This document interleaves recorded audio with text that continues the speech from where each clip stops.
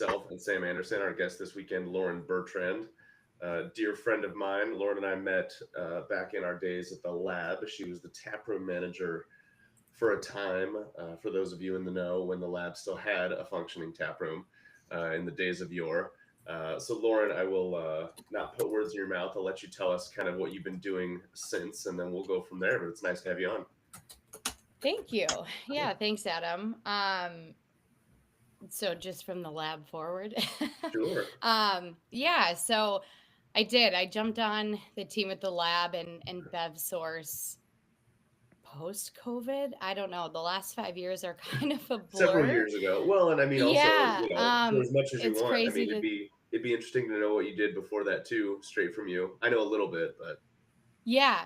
Um, well, yeah, let's back up a little bit because how I got to the lab definitely has a story to it too. But I've been doing adult beverage since college, essentially. And as I was scrolling back through I my think we've all LinkedIn been this doing adult morning, beverage since college or before, by the way. yeah, I was doing adult beverage yeah, before college, but right, okay, don't write me up. But okay, right.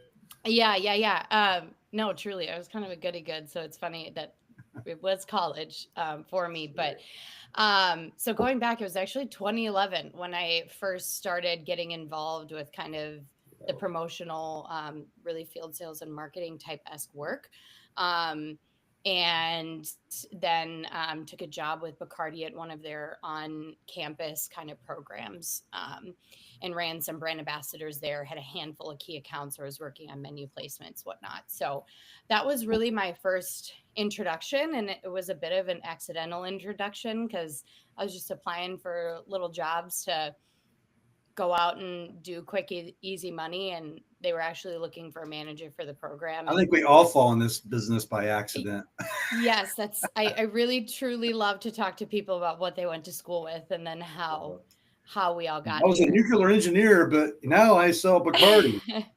Yeah, but you know what? Engineering, well, we can talk about it later, is a big piece of production and Yeah, science and chemistry and um so I finished up college, kind of pivoted from a journalism degree to communication, organizational and strategic communications degree from the business school, moved back up to Minnesota, started working for a distributor. Johnson Brothers brought me on in 2012, 2013. Did some sales route there, but I was kind of hungry to see the other side. These suppliers looked like they were doing a lot of fun things and activities and marketing that I wanted to get into, and jumped over to Prestige Beverage Group, the supplier side, with, at Johnson Brothers. They've hmm, really kind of separated themselves at this point, but still all within the same family, right? Did some brand manager work there. I spent a bulk of my career in wine, actually, is where it truly started, and managed some import agency brands at Prestige. Um, Learned a lot about wine. And left Prestige end of 2019 and early 2020, joined the Anheuser-Busch field sales team right as they were kicking off Beyond Beer. So in my mind, I had this wine and spirits background, training, certifications, and beer just seemed like the next natural move when I was kind of in between. As you can imagine, early 2020, with a new division, with a new organization, um, was wild. And we were actually, all of us as a brand new team in Las Vegas the last week of February. We all got back to our home markets, hit the ground running, and then everything halted. However, we remained supporting the accounts. So I was kind of back in my home market in Minnesota after working, in a lot of domestic markets at my time at Prestige, launching new brands. So got to reconnect with some old friends, some old accounts, and remained an essential employee as a grocery esque person. I always felt a little heavy hearted saying I was an essential worker, yeah.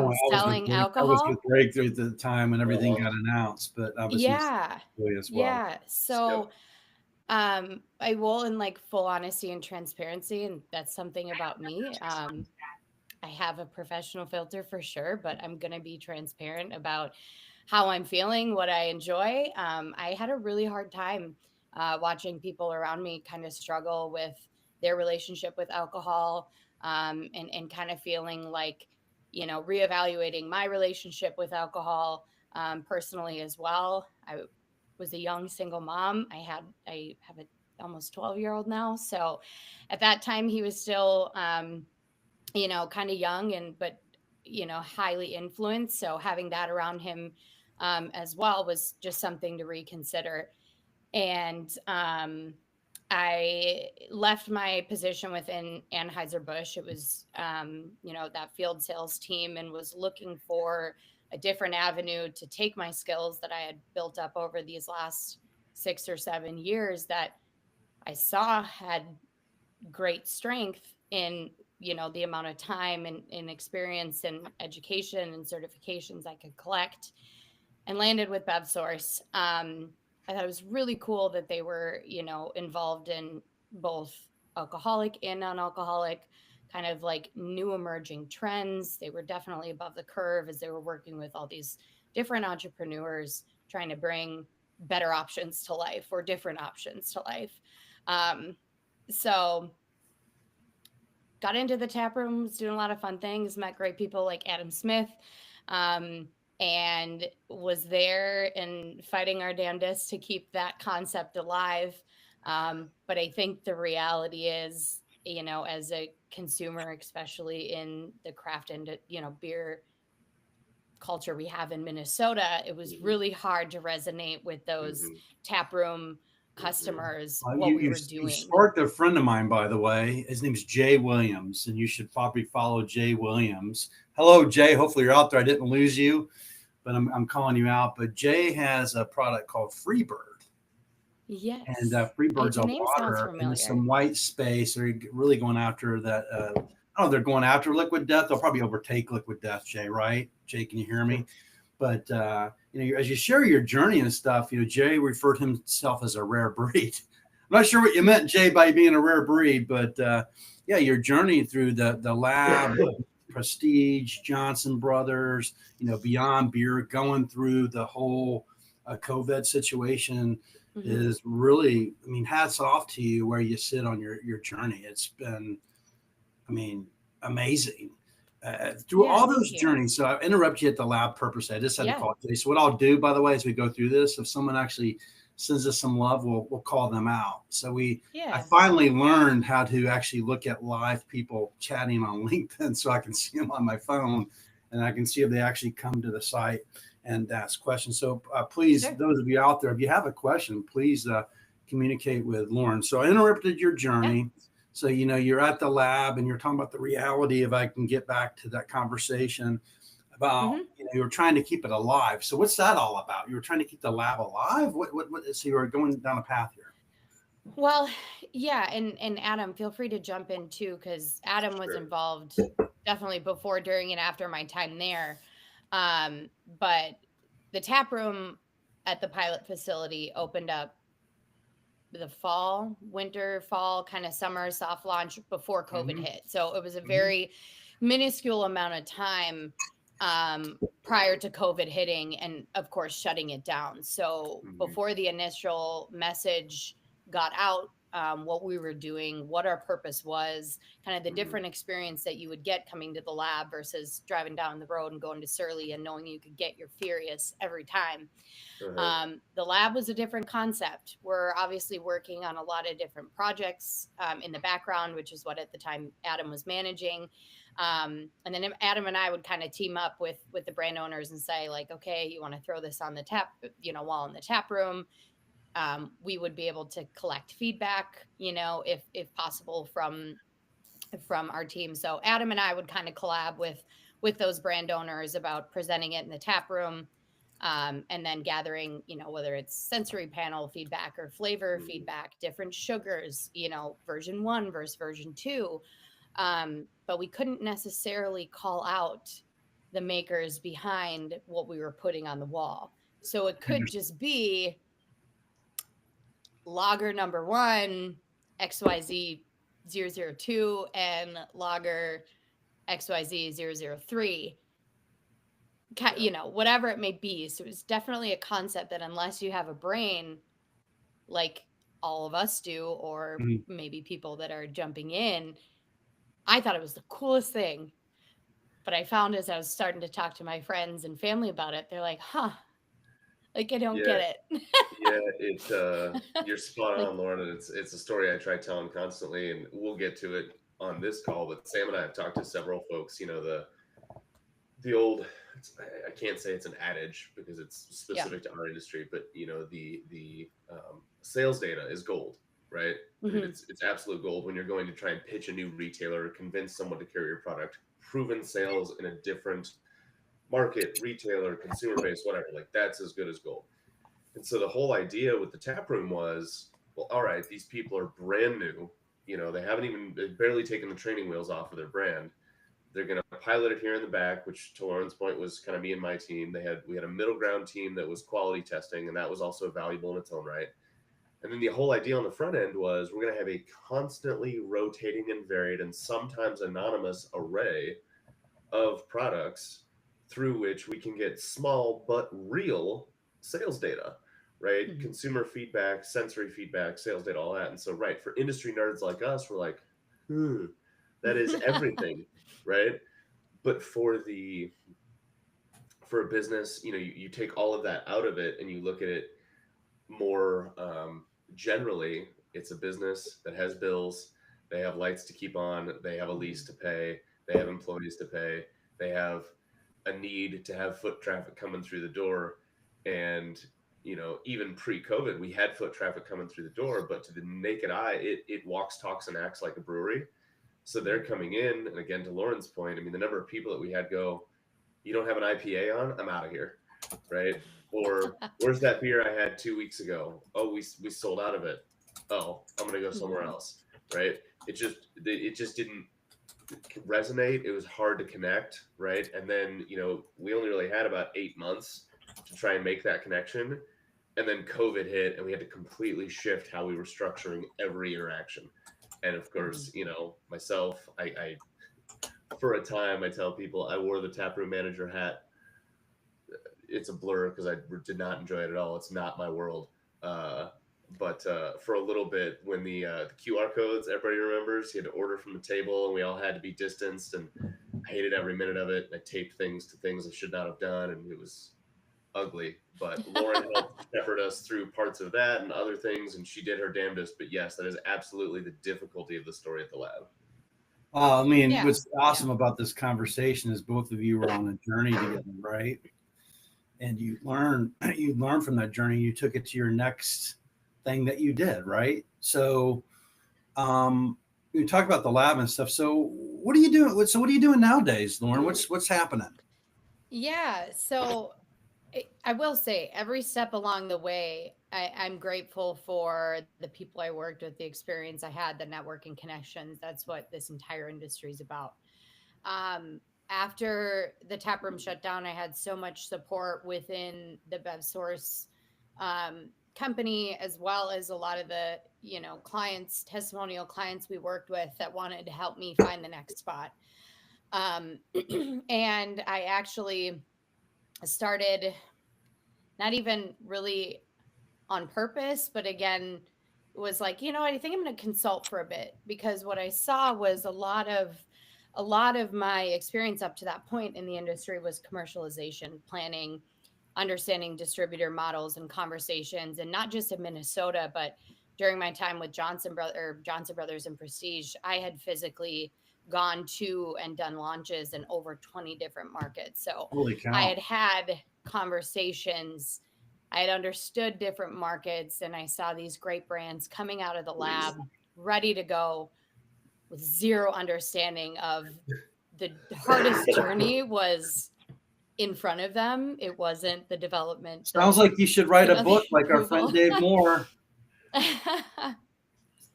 I don't know. Maybe I never know what the next step will be. But you stepped into consulting, so you created a consulting business because of these 20 states that you know all the different nuances, especially in the 3-tier system. Yeah, exactly. I mean, people have no idea. I mean, Indiana's different than Kentucky, and Kentucky's different than Illinois. Right. There's state tax, there's freight costs, there's there's certain places you can't ship to, or, I mean, Lord, did you ever work in Texas? Not in my time. Yes. Consulting wise, no. I definitely led a couple of the brands that I was working with very closely advised. The Pennsylvanias and Texases of the world is definitely a next tier kind of conversation. But yeah, I mean, and that's exactly it. I worked with one brand in particular that was a testimonial client at the lab, Good Dog Seltzer. They had a great mission behind their product and providing service dogs for families in need with their production and sale of their product. So really helped them kind of understand, like, hey, we signed this distributor contract, but that doesn't mean our job is done by any means. And I think that's what a lot of brands, especially 2020, over the last 4 years, let's call it 5 years now going on, so many new emerging brands coming in and thinking, I sign a deal with the distributor and it's done. So how many people, every time we have a person on this show, Adam, kind of validate this, but literally everybody said, well, I think Dave Moore said, or in a text to us, he said, when the shelf placement starts, the work begins. Exactly. And so many people think, hey, if you find me a wholesaler, it's all good. Find me a wholesaler. That's part of a journey too, to find a wholesaler. It doesn't happen overnight. So you founders out there are listening to this, it's a journey to find a wholesaler. We can help you prepare to find a wholesaler. We will find you a wholesaler, but it's a bit of a journey. But once you find them, that's where the work begins. And I don't think they appreciate that.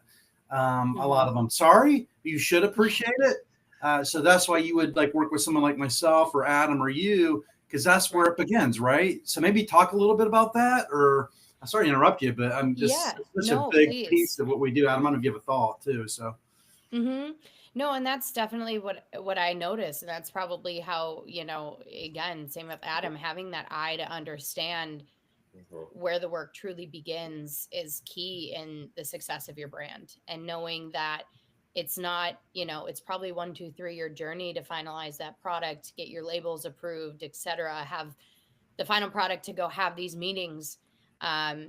A lot of other people think like, oh, we're going to go straight to Target. We're going to go straight to Total Wine. We'll deal with, the partnerships, the distribution after. Another way that I would say is not the right way. You'll find as you're shopping around for distributor partners, you may be with a large, well-known distributor in one market, and you may be with a smaller craft distributor in other markets, but that may make sense for not only what your goal is with that brand, but your goal in that market. And that requires different levels of hand-holding, and having boots on the ground and having interactions with the customers from what I call my 4-tier system, which is supplier, distributor, wholesaler, customers, and then actually getting that product off the shelf and home with the customer is that 4th tier. And you truly have to touch every level and understand it's not a blanket statement from tier 1 to tier 2 to tier 3 to tier 4. Well, that 4th tier, those gig workers, those people that do the tastings out in the marketplace to activate your brand and talk to the consumers. It's amazing to me how many people don't invest there. Right. They seem shocked. What's that? Go ahead. Very important piece. Yeah. Yeah. And that's kind of working with Good Dog. I was introduced back at the lab with another organization, Liquid Opportunities, that does a very familiar, they again saw that gap in concept to commercialization, where the relationships with the wholesaler, now we have all these suppliers, wholesalers can't bring on the capacity to deal with 87 people in a day that are just trying to push their product in somebody's face.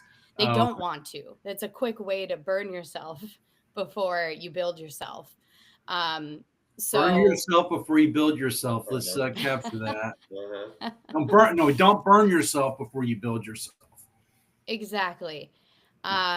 So learning from the people around you, from people like you mentioned, us that have that experience and have seen all sides of it, with Liquid Opportunities, they were building this kind of threshold for some of these smaller craft brands trying to get out in a handful of markets where they had existing distributor relationships and could kind of help manage a portfolio of different supplier partners in these states that they specialized in. So I worked with them for a brief period of time as well, launching a MDR type program where we had boots on the ground in market representatives that would cover that whole portfolio. So these smaller craft brands, and the boots on the ground don't have to bust the bank. Boots on the ground don't have to bust the bank either, right? There's a way to do it without busting the bank. So many people think they have to hire a bunch of W-2 employees, and sorry for people working for work, but the future of work is gig workers, right? There are people that you can get them on the ground, because the reality is I sat inside Breakthrough for 10 years and, love working for Breakthrough and the family and the whole bit. But the reality is we were never going to build your brand when you brought it to us. And that's what I think a lot of, again, brand owners that are diving in because they've been making the best kombucha out of their kitchen since college. And now they want to bring it elsewhere. To not understand that piece of the puzzle is to, again, kind of burn yourself before you build yourself. And you see it too. I mean, the Bacardi Shot Girls have been around forever. The Red Bull Street Team has been around forever. Like, we see it happening every single day, but the average consumer is just kind of in one ear and out the other. So you come to a point where you're building a CPG brand that covers all CPG brands. It covers a lot of different brands. You don't have somebody out there advocating and introducing your brand to your target audience. There's way too many things on the shelf for them to consider, and they may be drawn to a sparkly package. The biggest mistake you can make is just say, hey, I'm going to open up 50 states, find 50 wholesalers, and then my job is done. You have to make the investment in those ambassadors or employees, or however the journey you're on, because the distributor is not going to be advocating for you. Right. I guess at a certain point, Adam and Lauren, at some point they will. Like I'll give a story. I always talk about Tito's here, and Tito's called on me when I was a business manager inside Breakthrough early on, and we told them we'd take 2 meetings a year. Mm-hmm. Now what happens is Tito, we beg Tito's Breakthrough begs Tito's for meetings and everybody else, right? So it switches. So basically, most of the suppliers inside a wholesaler are called long tail suppliers, and they're not going to get a lot of attention, right? So talk about it a little bit. So like in your journey, you're on a brand right now, right? You work with a brand, or you're part of a brand? Yeah. So leading to kind of, again, that consulting and kind of having a voice of helping these brands and what I was doing, I had, recruiters reaching out and really, eager for some insight. I wasn't sure if I wanted to do back to full time. I kind of enjoyed the flexibility and whatnot that I had. But I had a recruiter that was working with Warehouse reach out to me. And again, sometimes they're a little vague about, who they're calling for, what it's all about. Yeah. And I'd kind of learned through experience to kind of poke the bear a little bit to understand. And actually, Angus and Phil ended up giving me a call and telling me more about the organization and what they were looking to do, and that they were a cannabis-based, functional beverage brand. And, but they weren't brand new, just busting out of the gates, trying to build a team really quickly. They were truly doing it with a thought process and, had some experience and understanding that, their initial introduction of cannabis beverage, I believe it was 2020, 2021, when the first cans of Wink were produced. Fun enough, we can definitely dive into the story, but behind 2 52-foot trailers and a team of 6 that drove state to state to dose and emulsify these beverages so they would comply with that hemp bill from 2018. That's just an incredible story, man. I have no idea. That's where we gotta get Phil on here. I'm gonna like, hey Phil, you gotta come and tell your story. But Lauren, Angus tells it the best. Phil's great, but Phil and Angus is truly the brains behind the business in terms of we go back to engineering. He's a former engineer of some pretty high profile companies out in Silicon Valley. And, it was COVID that also, again, gave them the idea that, previously they were growing hemp in Pennsylvania and kind of getting into that in 2018 when the Farm Bill, happened. And then COVID kind of put their, hobby forward versus their 9-to-5s. And they put their brains together and came up with this idea to get ahead of it. And their mission was really and what sold me was they wanted to create a clean and consistent low dose introductory beverage, because for all of us, we've seen it's a new category. People have been using cannabis for ever, right? Legally or not. And it's a new category nonetheless. And it's a different effect with a beverage than it is with an edible, than it is with smoking it. A different effect for medicinal purposes, all the things together. They wanted to make sure they had a product that people could trust, a product that was clean, a product that was approachable.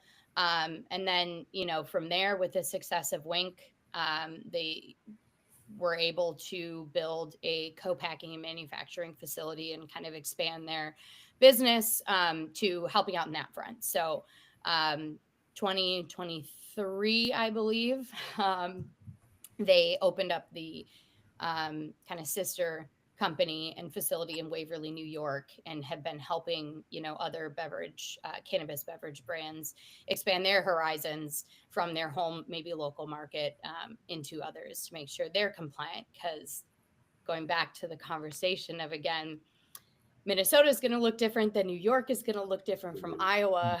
Well, I think Minnesota looks Texas, different, etc. Yeah, Minnesota in the cannabis industry, it's wild. Yeah, Minnesota's pretty amazing.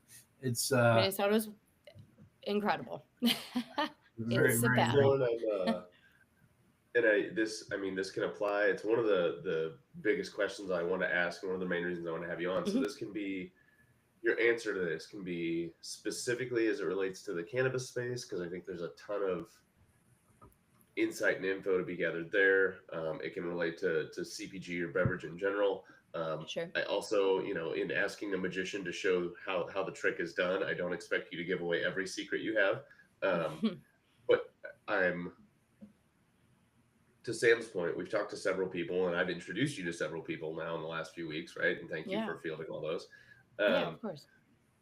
Who understand, when you tell them, right, you set the expectation, you kind of change the thought in their head of like, hey, setting up with a distributor does not mean they're going to do the work for you. You still have to have, we use the phrase boots on the ground. We use the phrase liquid to lips. We use the phrase in-store sampling, whatever it means. You have to have a warm body that can fog up a mirror, sitting in a store going, try this. And if you like it, tell me you like it. And I'm going to take that back to the brand owner and here, buy a can. And this is right. Like having that conversation. How do you, as someone who's done a shitload of that, or who's managed a shitload of that, right? How do you structure that for a new brand, whether that's someone like Wink? And by structure, and I mean really, like, do you get one person per market? Do you get 3 people? Do you get them part-time? Do you get someone salaried? Do you get people with experience, or do you get someone completely green and show them the way? Like what's been your kind of key to success in finding a way to solve that problem? Yeah, so I think first and foremost depends totally on scalability and ability off from the get-go, right? So most brands can't afford to dive into 5, 6, 7 markets and hire warm bodies each spot. Totally. So depending on your goals, your budget, your allocation, and again, adding in kind of the parentheses of, I don't know the statistical number, but so many brands run out of money before they can even make an impression.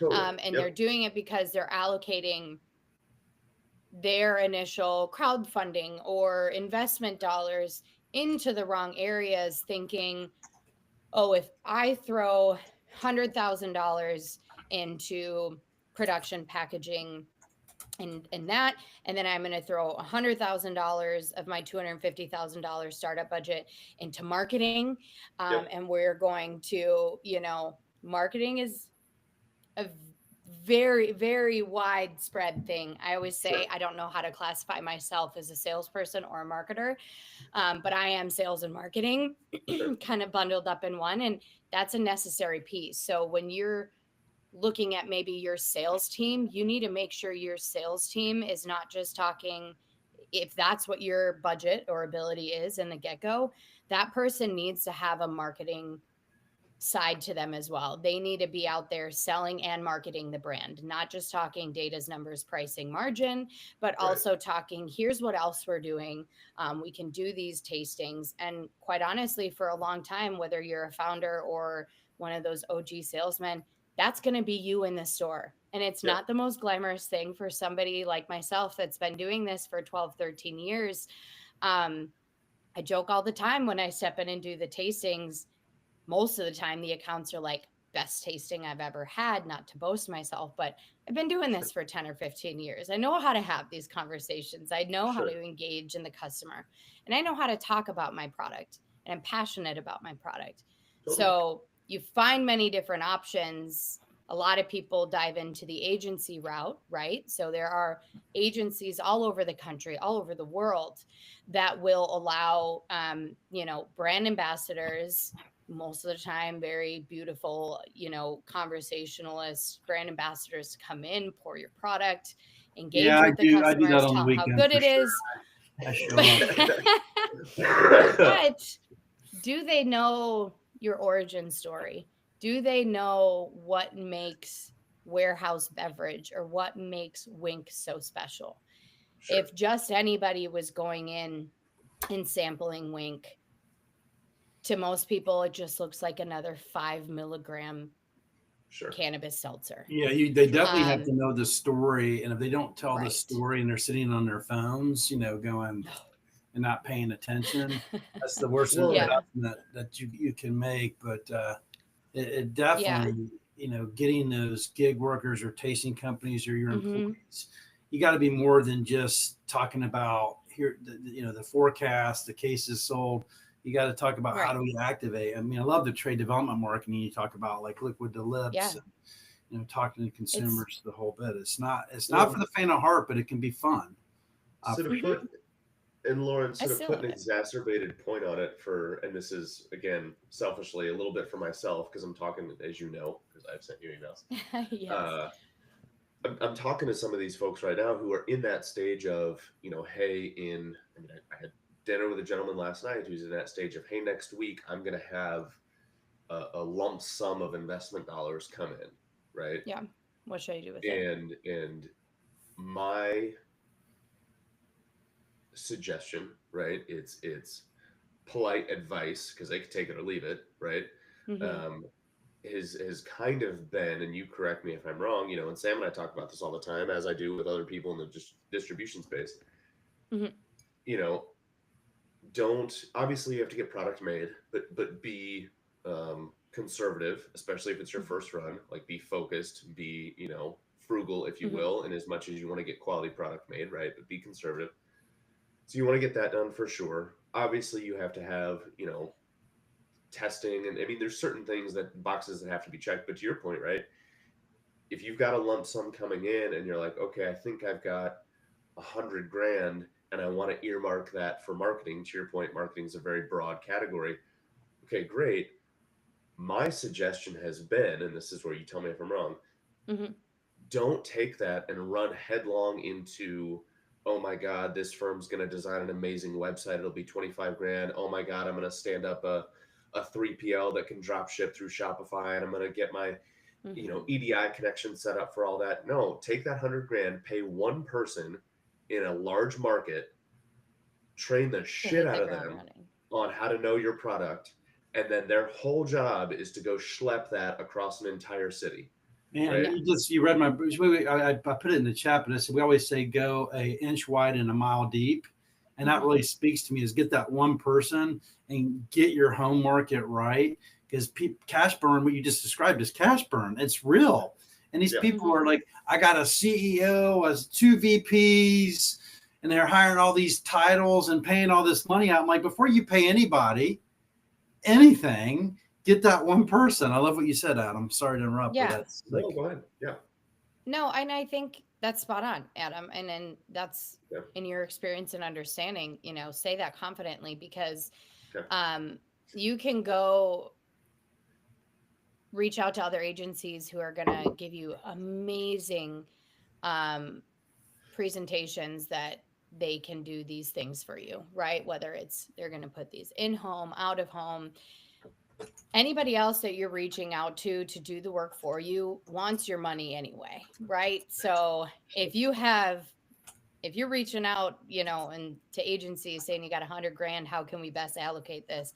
They want your dollars, but they may not know or understand your end game or your origin. But you take that $100,000 and you go hire a couple people like myself that have market experience and networks and connections and the trust already built, or spread that amongst 3 major markets and kind of get, or 2 major markets that are maybe some of those, again, wholesaler sales reps that are wanting to expand and are eager to learn and grow, and they're excited to get up and out of their house and knock on 15 doors a day. What they're doing is they're building brand ambassadors within the market. So though maybe one person, for example, last night, we're just kind of tapping into the on-premise space. I had this event over in St. Louis Park, and one of the daytime bartender was getting off, and we were kind of chatting with her at the bar, and she had tried it for the first time. We just got on their menu in the last couple of weeks, and she was just like, oh my gosh, that's not what I expected at all. I'm going to tell everybody about this. I love it so much. It's the best cannabis seltzer or cannabis beverage that I've drank, and we get 57 of them a week dropped on our desk and distributed amongst the staff because there's just so many of them. But now that I know, and I've heard this story from you, like, it just makes so much sense what you're doing and how you're doing it. And I can't wait to tell this story. And that's my goal every single day, is not even necessarily the people that are picking up the product and giving us the sale, but those employees at the store level, those employees behind the bar and the wait staff. That's a huge area where you can just continually follow up. You bring them the little freebies, the tchotchkes, the free samples that you have access to, and leave it with them. They are going to be more appreciative and more passionate about your brand every single day. Well, and that's why you need feet on the street as well. And that's why you need feet on the street, people out there talking to them. I did a post, I guess, last year, but said, go where the people are.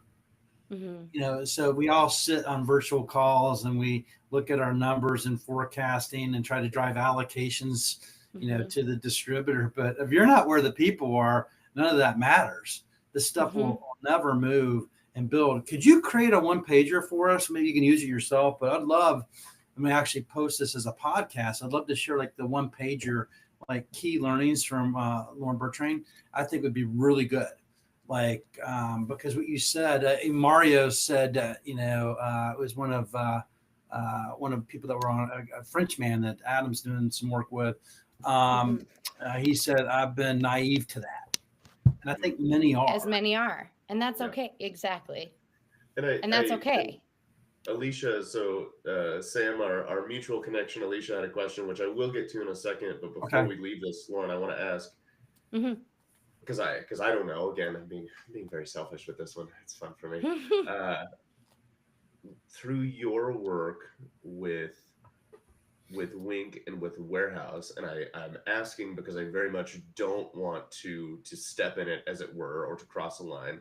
We've mentioned Liquid Opportunities. Shout out to Jason Kane, Todd Geisness, friends in the industry, right? They absolutely do good work. Who else? Shout out to CMC, Seth King, and God, I can see his face. I'm blanking on his name. But Countermeasures Corp. They're based out of Tennessee. Another good group that kind of does similar things in that space. Work with a lot of really cool brands. So with Warehouse, are you like, if brands, see this, or if I talk to folks and they're interested in going, oh my God, like, it makes total sense, I want to have Lauren either help me or help me find someone to help me. Are you in a position to be able to do that? Are you solely focused on Wink? Is warehouse accepting clients? Like, how does that ecosystem work? Yeah, I have kind of stepped away from the full consulting. I'm full time with warehouse Yeah. now. And so, in terms of those side kind of Sure. conversations, I think Yeah. it totally depends on obviously the avenue and kind of what they're looking for from me. Okay. But that is, where I'm focused right now. Totally. And then in terms of, again, warehouse beverage and our sister company Best Bev, Mhm. similar to how kind of some of these brother sister companies work, I don't have as much insight as to how the vetting of clients goes Sure. with Best Bev, but I'd be Yeah. happy to pass along, any questions to the appropriate people. Yeah, but Okay. does Phil run that business too, or does someone else run that? Phil is on the warehouse beverage side as our GM. Fun fact: if Lauren, you remember Bob Williams at BevSource? Mm-hmm. You know his daughter works at Best Bev, right? No, I didn't. Yeah, that's a great follow up for brands though. Yeah. Lauren, people are looking. We're always trying to find a different path because a lot of distributors aren't accepting products, believe it or not. Mm-hmm. No, I believe it. It's a difficult situation. So if there's a different path, would be great. But before we get, Alicia had a question, and there was a shout out, just so you know, from Duncan, Elena. It's a friend of mine, but just a shout out to you on what we're talking about. And then you also shout out a mutual friend and Eric Martindale. If you happen to come across this, you're always welcome to stop by. So he's an expert in that e-commerce omnichannel. But at least you had a question. I wanted to get back to that. So which, like I said, I mean the Best Bev piece, and I feel so bad I'm blanking on her name, but I would love to have somebody from that team on, and I appreciate the background there. So Lisa's question: how do you qualify brands at the onset to secure the budgets to hang in there for the long term? Right? How do you? Okay, I see it. Yeah, see the question here. I'm just reading again. How do you qualify brands at the onset to secure budget to hang in there long term? Now, is she asking, Alicia, are you asking that question in terms of like, how do we as an organization qualify the brands that we work with, or somebody like the lab? I guess I'm not. And I don't want to put words in her mouth. We'll see if she chimes in on the chat. But I think the way I read the question is, when you think generally about talking them through earmarking money in the budget for this in-market person, it's one thing to go, okay, it's going to be $100,000 yearly salary, but that might be for one market. So how do you explain, I guess, the long-term planning of, you're going to always need this, it's going to need to grow? How do you handle that conversation? It's really a case. That's hard. It's a case by case basis. Sure. It truly is. Brands solicit Bev assets, represent them, and state they have the budget when they may not. Absolutely. That happens all the time. There's a lot of ghostwriters in this industry that claim to have all these bells and whistles. And I can't tell you how many brands I've seen come into the market, introduce themselves, go on this huge crew drive, make all these promises for follow-up, and they're never seen again. So it drives Alicia nuts. We talk all the time. She'll like set up all these distributors, send samples in. And so the first question that she said always ask is, what's your capacity? And what is your funding? And it's true. I mean, if as our brands grow and I establish here, we've got, other markets coming on board, I'll, jump in and help out here or there. So accounts that I maybe saw last year once every other week to help build them and get there, it's maybe more every month, every other month. But whether I'm physically there or connecting with them online, or like saying, hey, I saw another order come through, or it's been a while, anything I can do to jump in and help, which has nothing to do with budget. It just has to do with the right person, doing the right things. one singular person does not need to be in an account every other week. In fact, there's a lot of buyers that don't want to see them that much, but they do appreciate at least a quarterly follow-up. But as your kind of brand, her follow-up was brand solicit Bev asked to represent them and state that they have budgets when they may not. Okay, so yes, it's hard to understand a brand new brand if they're going to stick true to their word. I like to think I can absorb and read people's auras pretty well in the situation, can kind of call out a lot of BS. So I truly say trust your gut. I think what they bring you and what they're presenting to you, if it's all numbers and datas and like futuristic ideas of where there can be, I would proceed with caution. If they are coming in with solid assets and resources and support materials and training materials, it's something to behold that they understand the physical work that goes into, again, I got this medal, I got this award, we're projected to do this. We've got, my favorite is a long-term investment that we get XYZ. The reality is those investments don't come through if they're not hitting certain thresholds necessary in the market. Right. So if you have a 5-year plan. We have a person coming on next week, Danielle Goss. Hello, Danielle, if you happen to see this, but Danielle Kumax. Yes, I know Danielle. Yes, yeah, Kumax. She did it right from the beginning. Exactly. What you're describing is Danielle. If you get just what we're going to talk about is how you did it right from the beginning. When I first met her, and she was pretty well on her journey, but she looked at me and she goes, "How many people do you think I have on my team?" And she's sitting there, like one. She goes, "One, me." One. And I was like, and then she's hired Jenny since then. I know she's doing some other things, and she's starting to really blow up in the Southeast and do some things. But what you describe is Danielle, because she did it right. Mm-hmm. And that's the other reality that I think a lot of founders don't understand. Yeah. Your sales team for your first 1 to 3 to 5 years is you and your family and your friends. And you may have to pay people in product to go do tastings, and you may have to pull out your Cricut to like customize some posters. Oh, it's you, your family, and your friends. You're the sales team. I got news for you. If you don't have the budget to do it, you've got to do it yourself. And that, goes. I talked to a young man yesterday out of Arizona, and he does mushrooms.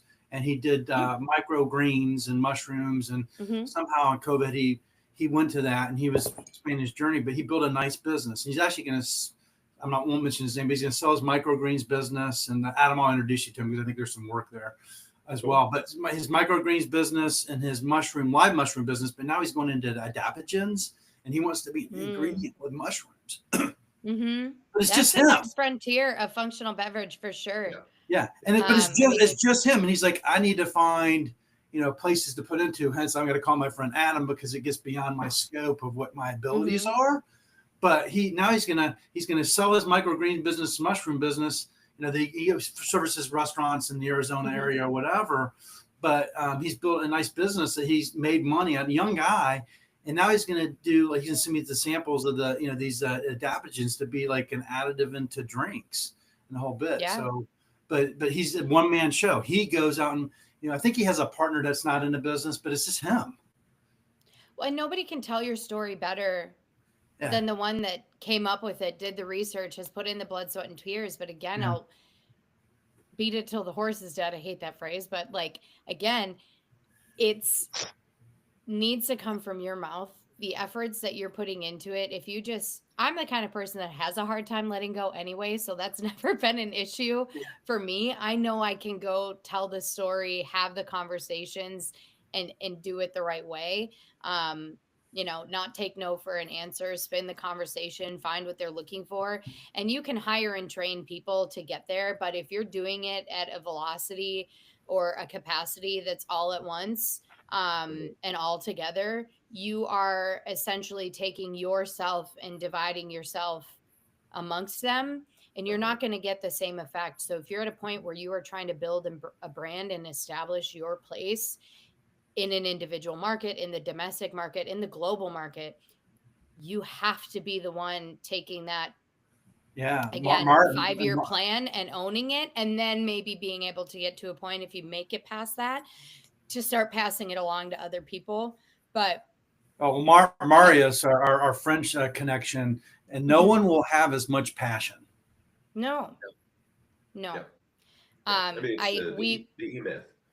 Yes, we specifically, and even, in the beginning when I took this market for warehouse, they really entrusted in me and my network and connections to kind of make the decisions that they knew Minnesota was a beast that they couldn't handle without having somebody here that understood and had the roots. And, they said, feel free to hire some brand ambassadors to help out and agencies or whatnot. And I said, I've managed the brand ambassadors in the past. I'd be happy to hand train, select them, whatever, because I want to ensure, especially, we're not just pouring a wine or a vodka or a beer that people are pretty used to the, selling points on. And this is something that people are going to have questions about. This is something that people are going to be curious or scared about. And I want to make sure this team is internally trained and understood and has that same passion to explain why a 1-to-1 ratio of THC and CBD is so, Well, you see, so my partner and a friend of mine, we're going to get cannabis certified through my friend Megan Costner Anderson and Lee Gal, which they have the aficionado. I don't know if you've heard of them, but they I have. I've been curious. You'll have to let me know. Yeah, so I'll make an introduction to Megan. We got to get Megan and Lee on here. I've done some podcasts with them as well. But I think being certified to be able to talk about it is really important. So it should actually be the standard. And actually, they work with WSET to create the training for NA and the cannabis space. So Megan, if you happen to see this, you can see that I'm shouting out and come on to Drink Up and talk to Adam and I. But I'd love that. Have you heard of them? I can connect you for sure. Yeah. Well, I mean, I'm just connected through LinkedIn and kind of have followed that because, I've gone through CSW, Cicerone, WSET, like all those trainings. I always joke that I studied harder on my wine courses than I ever did in my 15 years of formal schooling. Learned more about geography in Europe and terroir and I used to joke about, I can't wait for the day where we can study grapes. We can study cannabis in the same way that we study grapes and hops and beer and have that understanding, whether that's 5, 10, 20 years from now. Obviously the wine industry wasn't born overnight like cannabis was. We've never seen anything like this. You can compare it to the seltzer boom, but it's not. We're here to stay. We're our own category. And there's so much to learn, and there is intricacies in the cannabis plant that will say, again, without getting into any medical claims, because you'll never see that coming from us, but we have so many testimonials that reach out about their positive experience, next to their health that they have with our products or cannabis products in general. I'll make those connections. So it's blowing up. People want to follow you now, by the way. You're going to become a rock star off Drink Up. But Duncan actually wanted to follow you. So I put in our live chat over here. I have it on my phone. And then I don't know if you can see these things, Adam, but Maria said, that approach, that my approach for this liqueur is one strain, one terroir. And he said, I wish France would be so open. I designed CBD liqueurs for Michelin star restaurants and got restriction on sales from France duty. The global market, I couldn't speak to, as I'm absorbing everything happening here. But the reality is I tell people to simplify it. First of all, a 5 milligram beverage, or I drop off a sample of our starter cans that are 7.5 ounce to 2.5 milligram. And, I go back, how was it? They're like, well, it tasted really good, but I didn't really feel much. I'm like, well, when was the last time you had a White Claw and you got a buzz off one? Right? Like we're not, I'm not handing you a 25 milligram gummy to go home and tell me your experience. I'm asking you to really important so you can talk about it. So when people are like, "Is this a new frontier?" It's like, I'm scared to try this, right? Yeah, like, well, let me explain to you how it works. And that's the work that Megan and Lee have done. Lee works actually for Happy. She does work for Happy. So I'm a big fan of Happy Glow. I think that's, and I'm a girl's girl when it comes to these brands too. Like there's a lot of great brands out there, a lot of great. I mean, I've had a very positive experience with the connections I've made in this. We always say it's a small but mighty ship here in the beverage industry. And then as you get, beer's one thing, wine's another thing. Cannabis is a whole nother family dynamic. We'll put it that way. But that's a new frontier to me because I'm learning from you today and having this discussion. Because I'm working with a cannabis brand and learning and getting certified and the whole bit. But there's a lot of. I mean, God, how do you handle the law changes and stuff? What do you see coming? So you're in Minnesota, but there's like we've been pretty solid, yeah. Okay. Go ahead, sorry. No, you're fine. Minnesota's been able to build themselves by default, I think I like to say, and that goes back to when that law was passed in summer of 2023, Adam. I think it was no, not 2023. Was it? We were lab. I think it was rats at that time when it was passed by accident. That what you're talking about? By accident. Yep. So I say by default we built our. But I remember when that passed, it was such a buzz at the lab, and then all of a sudden. Overnight. I was again joking about literally overnight. We had terpenes getting dropped off. I'm like, Adam, there's another package here. What the heck is this? He's like, it's cannabis. It's terpenes. I was like, no shit. But excuse me. No, because we had just gotten done talking about, again, studying cannabis like we study wine. And some people get emotional drinking wine or tequila or angry with whiskey. Like, it's the same way. We got to look at these terpenes and strains and different cannabinoids and understanding the balance between them all. And for people to understand the benefit, people say, oh, I smoke and, can't touch it, like don't like it, or I had an edible and I went way over. Your body's metabolizing it differently too. So drinking a beverage, we can control how those cannabinoids. How you react to it are two different things, right? So 100%. Just like I don't drink tequila because it doesn't mix well. I mean, I don't drink much of anything anymore because we have all these options, but understanding your own experience is such an important piece of these emerging functional beverage options. And that goes back to whether it's cannabis, whether it's nootropics and different, adaptogens and mushrooms and all these things. You need to understand yourself, just like the first time you picked up your first alcoholic beverage. I don't mind personally was like gin and water. Like, I think that's probably one of the biggest things for me. You live and you learn. Whether it's cannabis or, as you both know, I do a lot of work in the functional non-alc space. So, which everybody immediately jumps to energy drinks, but that's becoming non-caffeine energy or, amino acid blends or whatever, right? Or mushrooms for that matter, but functional as opposed to psychedelic, right? Like, I think the conversation's changing in a good way, and I think it's very positive, but understanding exactly what you're saying, Lauren, what we're talking about, it has to start long before you ever sell it, long before you ever get brand loyalty. I mean, miles before any of that stuff. Education comes first. First, period, end of story. Education comes first, and it comes first really robustly, right? Like it's not, because to your point, everybody kind of has a relationship with alcohol. They kind of have a relationship with wine. They kind of have a relationship with hydration, Gatorade, if you want to use an example, right? But cannabis, mushrooms, functional, the supplement space is blowing up. Like there's a million questions. And so for the brand owners that are like, and you see less and less of them, but for the brand owners that are like, oh, it's this, don't you want it? No, I want you to answer 50 more questions first. Right. Absolutely. We are at an hour and this has been an amazing conversation. But I want to be respectful of everybody's time. Lauren, with maybe the last couple minutes here, anything you want to add, whether that's related to you specifically, to Wink, to Warehouse, the floor is yours.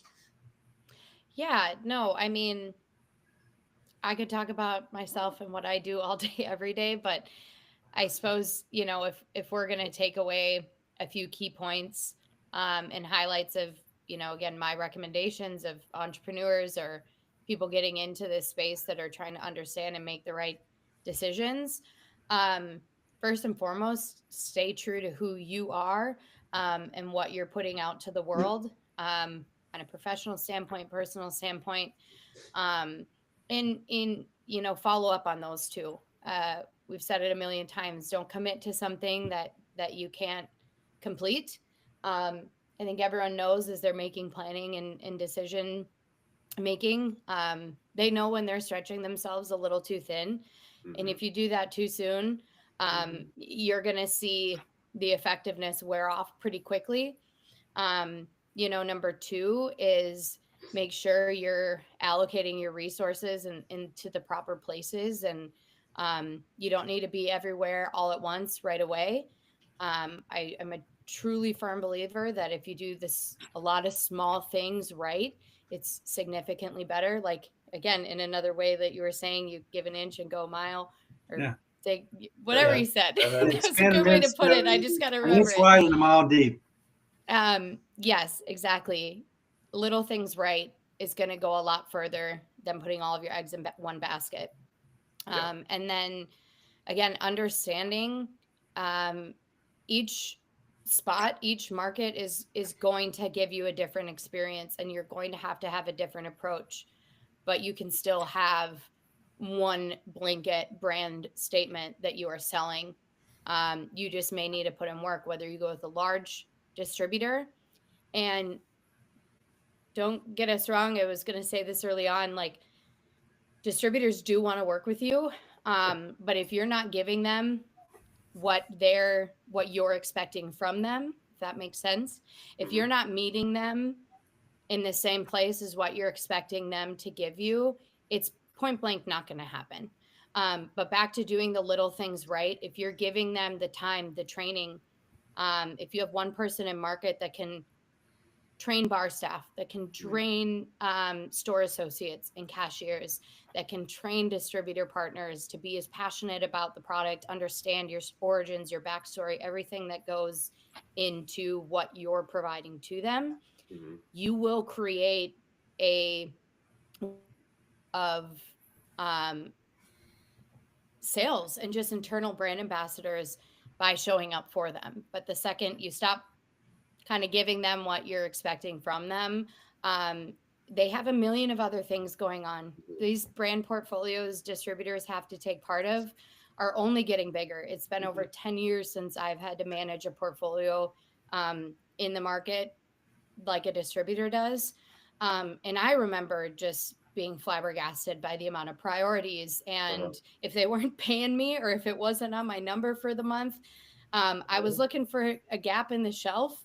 Otherwise, I was moving on to the next thing. And that's just the reality. So as you're building your brand plan, have a year's worth of promotional periods where, starting in January, we've got this big kickoff and promotion coming in April. So we want to be able to plan something around that now, whether it's incentive or priority. Make sure your plans align with their plans, and it will all fall in place. You'll get the attention. It's not going to be 12 months out of the year. Doesn't matter where you go.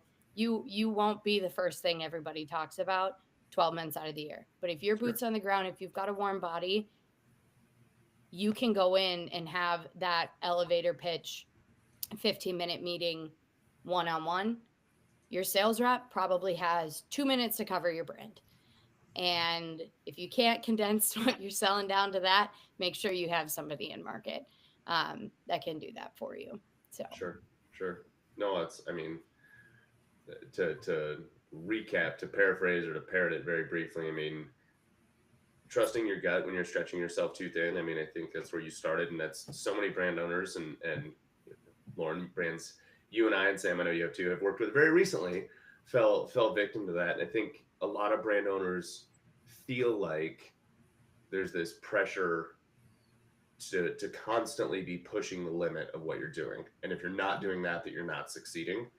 And don't get me wrong, I mean, there are obviously areas where that's true, but I also, to your point, I think, like with anything, and this is going to sound so cliche, there's that balance, and I almost encourage people to lean the other direction, right?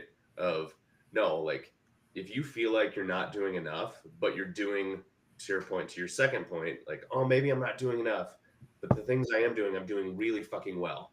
Mm-hmm. Okay, like that's the sweet spot, right? If you feel like, oh, I'm not doing a lot of things and I'm doing these few things poorly, okay, either do more with those few or do more in general, right? Like then you have a decision point, it's an array to change your mind, right? But running headlong into every possible opportunity is not going to end well, right? 99% of the time, right? And then, the final point you made, and I think it's something that over the last few weeks is probably, for any distributors out there listening, they're probably thinking we're talking smack. Like, no, there are a lot of really amazing distribution partners out there, right. And there's a lot of people doing a lot of really entrenched, hard, grindy work every day. I mean, the people making these deliveries, having these conversations, running these numbers, like it's a shitload, right? Mm-hmm. To manage these portfolios. Because to your point, the little bit of insight I've seen into actually walking a distributor's warehouse, you're like, holy shit, it's floor to ceiling product in here. And it's not an entire wall of Tito's or Jack Daniels. It's a pallet here, a pallet there. There's 80 brands in a 40-foot section. On a good day, there might be 200 on a crazy day, right? Mm-hmm. So these distributors want to work with you, but your first 2 points, like you have to go about it in the right way and create that relationship before you just start expecting things. So no, I mean, I think it's a phenomenal recap. And Sam, I'll ask you if there's anything you want to add before we wrap up. Well, first of all, thank you, Lauren, for taking your Saturday morning with us and joining us on Drink Up. And you're always welcome to come back, and please join us on Saturdays, like many of our friends are starting to. There's a lot of information to share here. I'd love to get that one pager. A couple people, sorry to commit for you, but if you get me a one pager, I can put it on the actual Drink Up podcast, that we actually publish as well for people to have. But your knowledge in the space, your journey is amazing. I'm sure there's more to come. And now that I know you, I'm in Minnesota too. So hopefully we can have a cup of coffee, break bread. Yeah, I'd love that. Say hello, because I certainly could use some advice. Some of the brands I work with could use some of your expertise for sure. So there's it's a new frontier that you're in. We'll see where Minnesota goes in the next couple of years. They say the laws follow the regulation will follow. So I'm just curious what happens here on this piece. But no, thank you so much. Thanks, Adam, again for and to be on this, and thanks everybody for taking your Saturday. Yeah, thank you for having me. I appreciate it. Yeah. All right. Really enjoyed our conversation. Sam, I'll leave it to you to close us out technically, but thank you everybody and enjoy your weekend. Yeah. All right, bye. See you next Saturday. We'll be here live real and ready to share some insights and fun with our next guest. Cheers. Thank you. Of course. And that is it. So that's it'll